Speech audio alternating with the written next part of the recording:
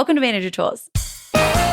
Today, the Proactive Manager, Chapter 1, Reporting, Part 1. The questions this cast answers are, can I change how I report to my boss and the company? What can I do differently about reporting and running my team?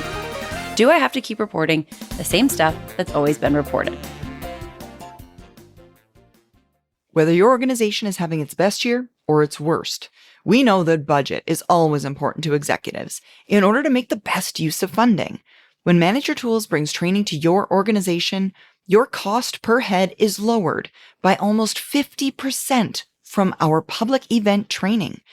And it eliminates travel and lodging costs, never mind time away from the actual office where work can be produced.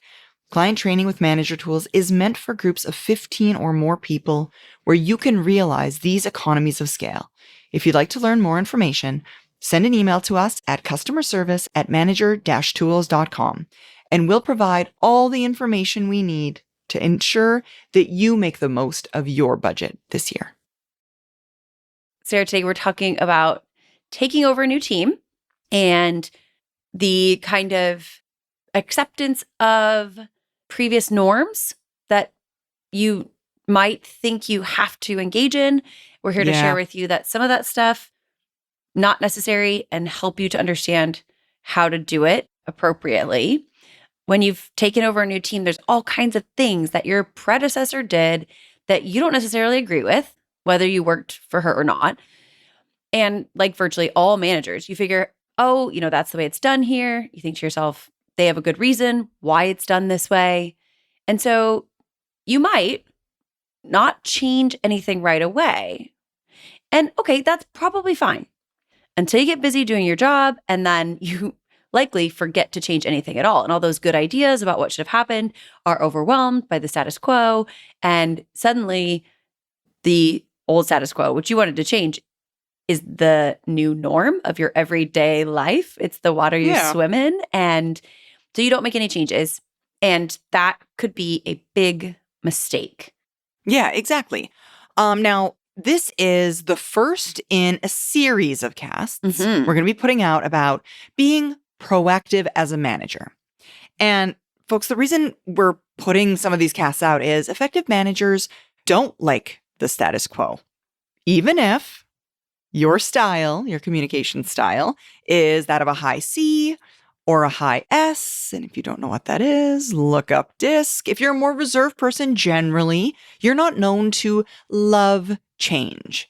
However, your role as a manager demands that you re-examine the status quo and that you change what needs to be changed. You don't get paid to be yourself. None of us do. Wish we did, but we don't. We don't get paid to be comfortable. We get paid to deliver sustainable results, regardless of our temperament or our style or our personality or our preference. Effective managers are proactive. For this, our first Proactive Manager cast topic, we're going to talk about the first 90 days rule still applies, but you can still think and plan for proactivity. Don't assume your boss knows or cares what you're doing internally. He doesn't. Eliminate dead reporting and create new reporting. These are our steps, our pieces of guidance. Starting with, keep in mind that the first 90 days rule still applies, but you can think ahead for proactivity and plan as well. Yeah. For future proactivity. Yeah, exactly. Now, folks, if you're new to Manager Tools, you may not know what we're referring to here when we say the first 90-day rule, but we have a series of podcasts about the first 90 days. What you're to do, what you're not to do. If you listen to those casts, which many of you, we think, probably have, you'll know we recommend don't change a lot in the first 90 days. When we recommend you act as a proactive manager, this doesn't supersede your need to build trust and learn about your team and its methods and its activities, all of those first 90-day kind of things. As we've said before, your team is going to have to carry your water for quite some time. You're new. They know so much more than you do right now. Mm-hmm. And If you insist on pushing changes, they're going to see those changes as uninformed, and you're going to make your entire tenure one of digging out from the hole of misinformation that you dug yourself due to a lack of trust building. Yeah. So, first 90 days still applies. They've already gone through a huge change. For you, this change is less fraught, maybe, with the fear of having a new manager and all those things. They're already going through That's a lot hard of change. And Yeah, adding exactly. your ideas to those series of changes Mhm. puts you at risk in your relationship with them. And also, it is true, you don't know necessarily why the things are the way that they are. From the outside looking in, there might be a lot of things that you don't understand about how it works. And it's also true that you're going to gain a lot of knowledge in those first 90 days, that if you do want to make changes, they can be made more smoothly. Like you'll learn things about the communications and the reporting and stuff that really will allow you to put the change, like the end goal of the change in place that you want, rather than just, hey, I want this thing to be like this. You can make better choices about it. Yeah, exactly. And the 90-day rule of new initiatives does not mean being unaware of things that need to change. It's equally valuable to spend part of your first 90 days looking for things that need change and not implementing them right away, but getting a better understanding. And that better understanding could lead you to actually finding different things that need to change, new things. Right. Or flagging them and then realizing, oh, wait a minute, that is one that we need to keep. Or we could change it. We could tweak it like 10%. Yeah. And it would be better. Like finding those things and collecting those things. Yeah. Like should be underway. Like a compilation of a different sort of Delta file, right? We've talked about Delta files before. Like if I was in this position as my boss, what would I do differently than my boss? And you can do a similar thing, a list of things you want to change, which since Delta is just change, this could also be just a change file. And you do it after you've done your initial waiting and trust building timeframe of 90 days. You make notes of those things that you want to change, the processes, systems, reporting, work assignments, personnel development, for example. These things are on the table. Yeah. And I know I've gotten asked this one before, Kate, when we're doing the Effective Manager Conference, and sometimes people are talking about, hey, I'm kind of new to my role and the first 90 days, and what does that mean for one-on-ones? Folks, no. You can start one-on-ones with your team immediately. You can. Your boss is not going to stop a new manager from meeting with each of their directs for 30 minutes to say hello and get to know them when these people don't know each other from Adam. Your boss isn't going to get in the way of that. Our guidance for waiting 3 to 5 weeks, if you're familiar with the one-on-ones Trinity rollout timeframe, that 3 to 5 weeks at the beginning was for managers who'd already been managing their existing team for a while, and their calendars were already full of existing work and or meetings. I mean, if I'm going to, for example, start up a 30-minute one-on-one with each of my 9 directs, it's going to be tricky to do that in the next 3 weeks, hence the planning timeline.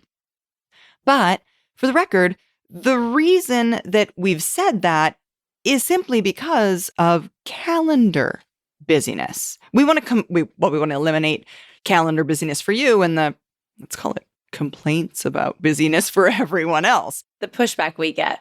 Yeah, exactly. The pushback we get. We're too busy. Well, guess what? In 3 weeks, there's plenty of time in your calendar and I can see it. Exactly. So now you should also know 3 weeks is plenty of time. And you can probably get away with starting the second full week you're in charge of your new team. So if you start on a Wednesday, let's say you start on Wednesday, you could take the first full week, brief your team, get the calendar laid out, and begin your one-on-ones. People are going to want to meet with you anyway. Right. I mean, right? I think. Even if they just want to vent or they just want to share their opinions or they just want to get into your good graces because you're the new manager, I would suggest that the only people who don't want to meet with you are people who were left alone into their own devices in previous managerial structures. And those people are honestly probably the people with whom you need to meet the most, find out what's going on, figure out if what they're doing is appropriate, if it's priority-based, etc. Yeah. Any professional person, especially like if you think of like a top performer, they would want to meet with their new manager, if only to say, here's how awesome I am. Here's the things that I'm doing. And those people who maybe don't necessarily want to meet with you are probably the people with whom you need to figure out what's going on. That's exactly it. Well, and I would say, especially if you're a remote manager. Oh my goodness, Dude, if you're a remote manager, can you imagine being a remote direct, let's say? You got a new manager and you didn't even have 30 seconds to chat directly with that person I'd be scared. for the first 3 weeks that you worked for them? I'd be terrified. I'd be like, well, this is weird and kind of awkward. What do I do?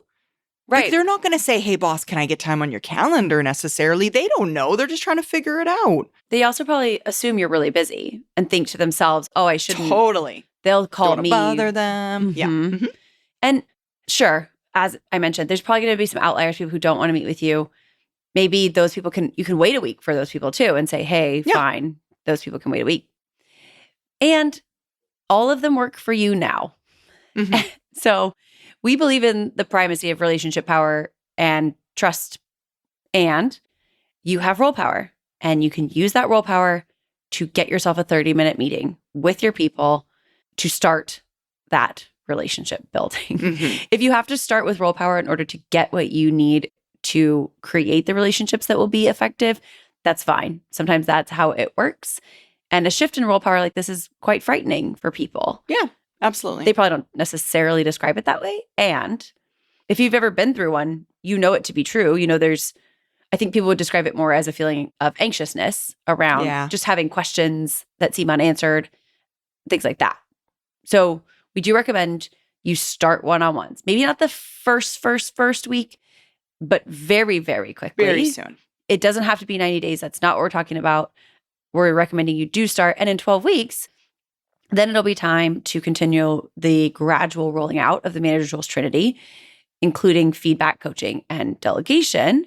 So you should be moving right into that. Yeah. Oh, within the first 90 days, you're working well through your Trinity rollout. And as you start getting close to the end of those 90 days, and it doesn't have to be 90 days precisely, to be clear, this isn't like the point of a pin. Like, this is generally 90 days is the amount of time it takes to build trust, hence the 90 days. But as the end of that 90 days starts to near, this is when you start making plans for the rolling out of new initiatives, as well as changes to existing systems and processes, things that you've collected, identified, determined to be in need of some light shone on them in the first 90 days.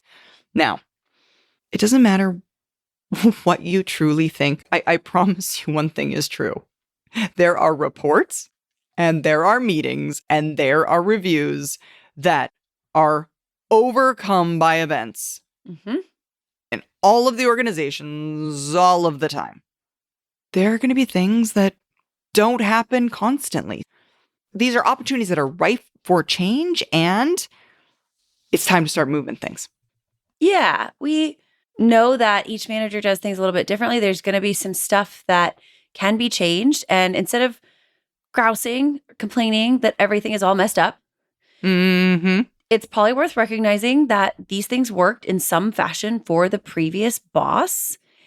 And also that this predecessor probably allowed a lot of internal things to continue from their previous boss. Yeah, so that's when they the thing. took over, they let some stuff go on that maybe wasn't necessarily needed. Didn't want to, rock the boat, maybe. Didn't even know that they could make changes like this. And I'm going to go out on a limb and suggest in 2024 that many rules and processes that are part of our professional lives were initiated during the pandemic and would never have been in place before the professional pandemic-induced, let's send everybody home situation. Yeah, like all the people all the time at home, 100% illegal to be in the same room together. Yeah. Now, even though some of us work fully remote now, we are not in that world. So there are a lot of things that we did because we had to do them And that world doesn't exist anymore. We are right now, as you and I are recording this, we're within a week of it being exactly 4 years ago. Yeah. When things really started. Because there was a slice of time there where I remember thinking, and maybe it's just me, I remember thinking, we'll all shut down, go home for 2 weeks. Now, in hindsight, of course, you're hearing me say this and you're thinking, Kate, good what- one. what on this on what planet? round green ball caused you to believe exactly. that? I remember though thinking, Oh, me too. we'll go, Gary and I we'll go to the cabin and in 2 weeks we'll come back and this will all be done. And so there was a part where I really honestly thought, and I think a lot of us did, we're going to do a full shut the doors for 2 weeks. Yep. And then it'll open be back normal. up. And maybe you thought it was longer than 2 weeks. Maybe your experience was different. For me, even though we were remote before, I really thought that it was just going to be like, okay, set in time, slice, and then it'll be back up and running. However, that's not at all, obviously not at all what happened. And there was some weird adaptations and things were we were slow to adapt. A classic pandemic classic example is several companies we know of moved all of their meetings to start 5 minutes after the top of the hour or 5 minutes after the bottom of the hour. So at, for example, 12:05 instead of 12 p.m. or 12:35 instead of 12:30 because of Zoom. And these meetings weren't ever efficient when they did start on time. Why would we start late because of Zoom? And of course, someone's going to say, well, because everyone was late to Zoom meetings. And the answer to that is, well, stop being late to Zoom meetings because you're downstairs doing laundry. Yeah. Someone's going to be mad that I said that. And someone is. Meetings in offices used to be scheduled to start on time. They used to be scheduled to start on time. Okay, good call. Yes. Yeah. Touche, friend. Touche. They used to be scheduled to start on time. Per the calendar invite. And I will say, if you have kids at home, sure, maybe you ran late to some Zoom meetings. Yes. And putting in place a company-wide adjustment for that type of thing that's still being continued is not appropriate. Yeah. So that might be something that you might want to change about your current situation because somebody else put it in place and we are no longer in that situation. It just doesn't work like that anymore. It doesn't work like that anymore. I mean, we'd further bet that there are rules requiring reporting changes that took into account remote work. As work returns back to the office, any of those rules should be repealed. Folks, there are no doubt rules that still exist in many organizations that put in place special procedures and or protocols for individuals who feel unwell. Sure. Because of the situation we went through with the pandemic. And those things should probably be reviewed and you should prepare to possibly eliminate them. I mean, of course, there's going to be some organizations, let's call it a medical situation, right? Maybe in a hospital. Maybe the rules are different. But for most of us in a day-to-day office setting, given the fact that COVID is now something that we live with, it's another variation of the flu, most of our office environments aren't going to require that individuals report in as sick and or don't come. But those things surely exist still. They're on the books. No one's gone back and cleaned it up. There's not a lot of time for that. So these are things that you can start looking for. As a perfect example, my sister-in-law, her daughter goes to school in the Boston area. Their school has in place from previous rulings, right, from before the pandemic, a situation where if your child misses a certain number of days at work, no, your child doesn't go to work. No child labor in Boston. It's not a thing. I'm so focused on work. If your child misses a certain number of days of school, your parents get a letter. And that rule is still in place. Absolutely. Makes sense, right? We're worried. Is the child okay? Is the family okay? So the school system that Hattie's in also added COVID rules. If your child is certainly sick, they can't go in for X number of days. Now, I don't know how many days it is at this point. And to be fair, we had this conversation a month ago. Yeah. Those two rules are conflicting because sure they are. Your child just has the sniffles, they have to stay home for 3 days. And if that happens twice and it's February in Boston, then your child has exceeded the number of days that they now get a letter.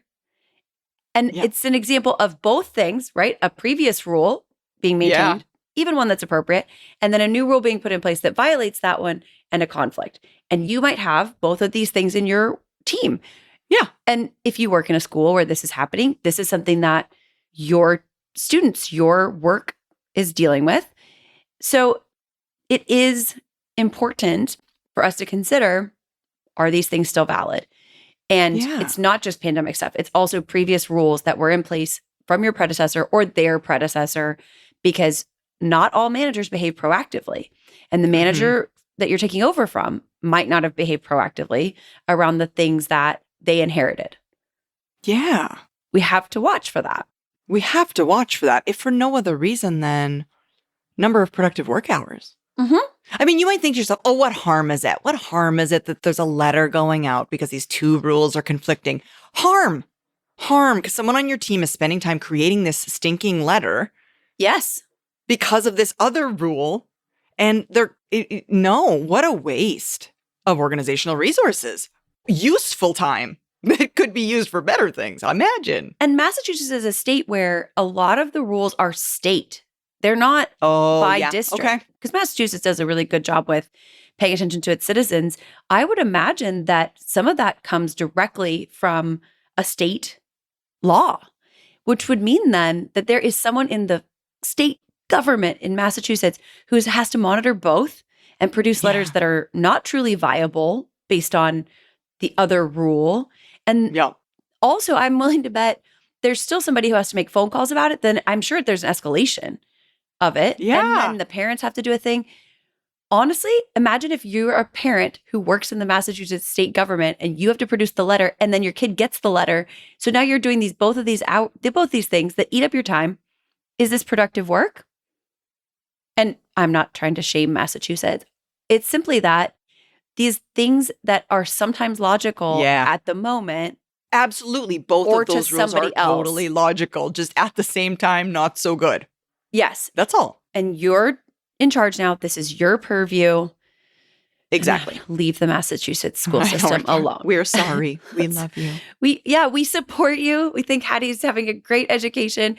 We just want to be clear about some of the stuff that happens.